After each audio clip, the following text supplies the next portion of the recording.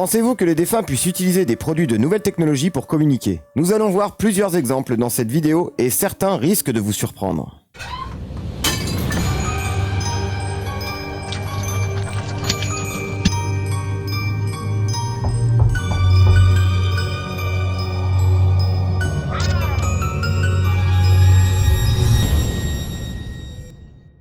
Bonjour à tous et bienvenue dans ce nouvel épisode des Dossiers Warco.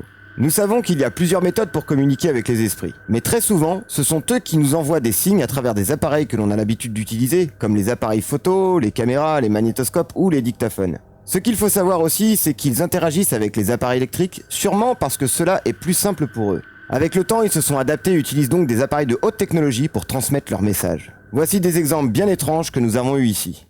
De base sur ce téléphone, il y avait une image perso en fond d'écran. Mais un jour, après quelques manifestations autour de nous, quand nous avons pris le téléphone, nous avons retrouvé cette image qui était affichée à la place. Nous avons cherché partout dans le téléphone pour trouver cette image. Dans la bibliothèque de photos, dans la corbeille, dans l'historique de Google Chrome, ainsi que de Safari. Et cette image n'apparaissait nulle part dans les recherches. Trouvant ça bizarre, j'ai pris une capture d'écran et ensuite nous l'avons remplacée par la photo d'origine. Quelques minutes après, quand nous avons repris le téléphone, nous avons eu une nouvelle image qui s'est incrustée en fond d'écran.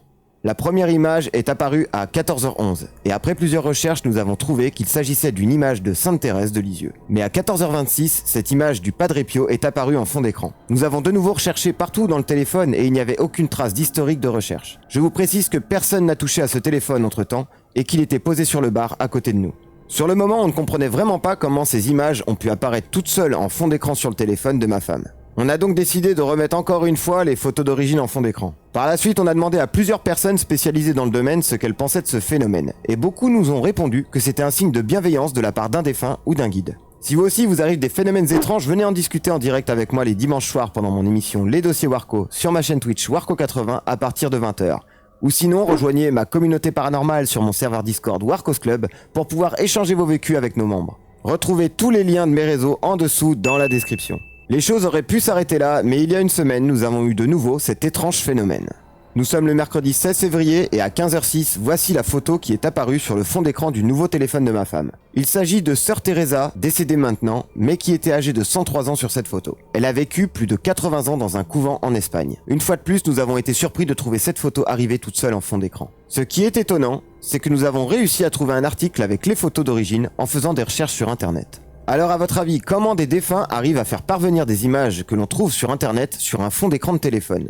Donnez-moi votre avis en commentaire car je trouve ce sujet très intriguant encore aujourd'hui. Maintenant, revenons dans le passé avec la première photo qui est apparue sur le téléphone de ma femme il y a un peu plus de 2 ans. Nous étions le mardi 21 juillet et à 21h54, voici l'image qui est apparue sur le téléphone de ma femme. C'est une photo d'un vitrail représentant Jésus et des agneaux avec des anges derrière. Nous avons demandé de l'aide sur un groupe Facebook spécialisé dans le paranormal pour nous éclairer sur l'origine de ce vitrail et sa signification. Après quelques heures, les admins du groupe Paranormal VI ont retrouvé la photo d'origine sur internet ainsi que la signification qui serait liée au psaume 22 de la Bible. En lisant ce texte, le Seigneur est mon berger, je manque de rien. Nous avons conclu qu'il s'agissait d'un message pour nous faire comprendre que tout allait bien, mais malheureusement nous ne savons toujours pas de quel défunt provient ce message. Nous ne sommes pas basés sur la religion car ma femme et moi sommes athées, mais toutes ces images ont un rapport avec la religion catholique, alors peut-être que le défunt qui nous envoie tous ces signes devait l'être de son vivant.